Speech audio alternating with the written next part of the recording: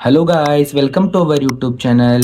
हम लोग पढ़ रहे थे सॉफ्टवेयर इंजीनियरिंग, जिसमें हमने देख लिया था कि सॉफ्टवेयर इंजीनियरिंग क्या होते हैं, फिर मॉडल्स उसके।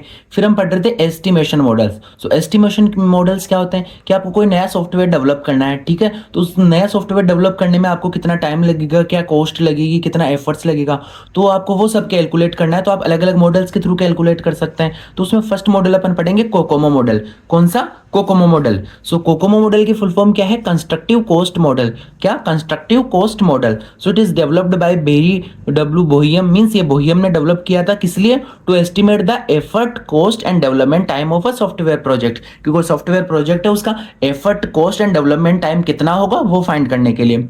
सो it is based mainly on size of software. So ये जो कोकोमो मॉडल है वो काहे पे बेस्ड है? सिर्फ एक फैक्टर पे, और वो फैक्टर कौन सा है? Size of software. और साइज ऑफ सॉफ्टवेयर अपन काहे से नापते हैं? वो होती है लाइन ऑफ कोड से, कि एक सॉफ्टवेयर में कितनी लाइन ऑफ कोड है, वो हो गई उसकी साइज, ठीक है। So K L O C means 1000 line of code. तो मेनली कोकोमो मॉडल किस पे डिपेंड है? के एल ओ सी पे। अब बेसिक आइडिया ऑफ सॉफ्ट ये कोकोमो मॉडल का। So if bigger software then more effort and cost, की अगर बड़ा सॉफ्टवेयर होगा तो अपने को पता है ज्यादा एफर्ट्स लगेंगे, ज्यादा कॉस्ट होगी। And used mathematical formulas to calculate the effort. तो ये होगा basic idea about COCOMO model. अब टाइप्स ऑफ कोकोमो मॉडल, अब इसके बेसिस पे हमने कोकोमो मॉडल को तीन पार्ट में डिवाइड किया है। So first one is basic COCOMO model. कौन सा? Basic COCOMO model. So it use only software size, simple and quick estimation. अब इसमें क्या होता है कि अपने को एफर्ट फाइंड करना है कि कितना क्या एफर्ट लग रहा है सॉफ्टवेयर डेवलप करने में। तो ये सिर्फ एक ही फैक्टर के ऊपर डिपेंड रहता है, किस पे? सॉफ्टवेयर की साइज पे। बाकी जितने भी फैक्टर्स हैं उन सबको इग्नोर कर देगा। तो एक तरीके से सिंपल मॉडल हो गया। सो इसीलिए इसका नाम हो गया बेसिक कोकोमो। अब इसमें एफर्ट का फॉर्मूला क्या हो गया? Effort equals to A into K L O C और बी। और ए और बी क्या है? कॉन्स्टेंट है। तो एक तरीके से ये तो वैल्यूज फिक्स है। सो एफर्ट्स डायरेक्टली किस पे डिपेंड हो गया? लाइन ऑफ कोड पे, 1000 लाइन ऑफ कोड। सो ये हो गया बेसिक कोकोमो मॉडल, जिसमें अपन सिर्फ एक ही फैक्टर्स को देख रहे हैं, और वो फैक्टर कौन सा है? साइज। फिर इसके बाद आता है सेकंड, वो होता है इंटरमीडिएट कोकोमो। कौन सा? Intermediate COCOMO. अब ये थोड़ा एडवांस होगा, इसमें अदर फैक्टर्स को भी हम ऐड करेंगे। सो इट यूज साइज, ठीक है। ये साइज को तो यूज करेगा सेम वैसे ही, but plus cost drivers, but इसके साथ ही अलग कॉस्ट ड्राइवर्स को भी ऐड करेगा। अब कॉस्ट ड्राइवर्स कौन कौन से होते हैं? सो कॉस्ट ड्राइवर्स या इन्हीं को बोलते हैं कॉस्ट फैक्टर्स को, जिन पे कॉस्ट लगती है। जैसे कौन कौन से फैक्टर्स हो गए? जैसे प्रोडक्ट की कॉम्प्लेक्सिटी क्या है, इसको ऐड करेगा। टीम का एक्सपीरियंस कितना है, क्योंकि जितने ज्यादा एक्सपीरियंस टीम उतना ज्यादा कॉस्ट, सो उसको ऐड करेगा। टूल्स कौन से यूज हो रहे हैं, क्योंकि जितने एडवांस टूल उतना ज्यादा कॉस्ट, जितने पहले वाले टूल्स, सो टूल्स को ऐड करेगा। और रिक्वायरमेंट रिलेबिलिटी, तो ये साइज के साथ इन सारे मतलब फैक्टर्स को भी ऐड करेगा। और फिर आपको एफर्ट और कॉस्ट एस्टिमेट करके देगा कि हाँ सॉफ्टवेयर की डेवलप करने में इतनी कॉस्ट आई। So it is more accurate than basic because it add additional factors. तो ये हो गया अपना इंटरमीडिएट कोकोमो।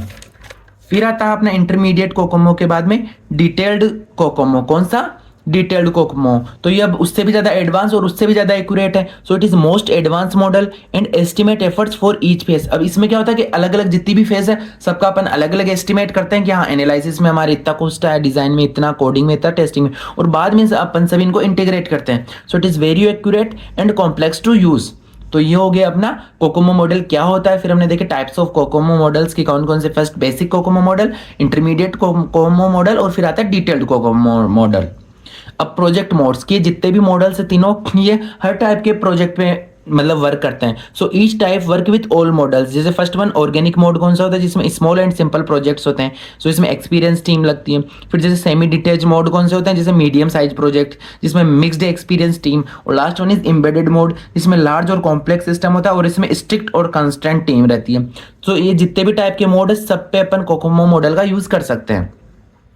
अब नेक्स्ट टॉपिक अपना वह है पुतनाम रिसोर्स एलोकेशन मॉडल, ठीक है। So it is use to estimate effort, time and man power distribution in a software project. So same ये भी वही है। ये भी आपको क्या बता दे कि आप कोई सॉफ्टवेयर बना रहे हो तो उसमें एफर्ट्स क्या होगा, टाइम क्या होगा, बट इसमें एक चीज और बताता है, मैन पावर डिस्ट्रीब्यूशन, कि कितने के लोगों की नीड रहेगी।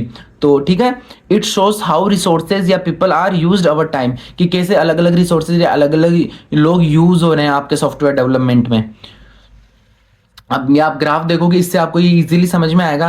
जैसे ये तो हो गया पर्सन, ये हो गया टाइम। स्टार्टिंग में आपको कम लोगों की नीड हुई, अब जैसे जैसे आप मतलब प्रोजेक्ट बनता जाएगा, टाइम बढ़ता जाएगा, तो वैसे वैसे ज़्यादा लोगों की नीड होती जाएगी। और फिर जैसे प्रोजेक्ट अपना कंप्लीट हुआ, फिर मेंटेनेंस करने के लिए वापस उतनी टीम की नीड नहीं होगी, वापस लोग कम हो जाएंगे। तो ये हो गया graph of Putnam resource allocation model, ठीक है। So resource usage follow a bell shaped curve, कि ये जो रिसोर्स यूजेज है कौन से सर्व ये बेल शेप्ड कर्व फॉलो करते हैं, मींस एट स्टार्टिंग में फ्यू पीपल, मिडल में मैक्सिमम पीपल और लास्ट में फ्यूअर पीपल। सो एडवांटेज क्या है, गुड फॉर लार्ज प्रोजेक्ट्स, कि लार्ज प्रोजेक्ट्स के लिए बेस्ट है, and help to optimize the man power, की कितने क्या लोगों की नीड हुई। तो ये हो गया अपना पुतनाम रिसोर्स एलोकेशन मॉडल और कोकोमो मॉडल। तो अपना ये टॉपिक यहीं कंप्लीट होता है। अगर आपको ये टॉपिक या किसी भी टॉपिक पे कोई डाउट हो तो आप कमेंट करके पूछ सकते हो। Thank you.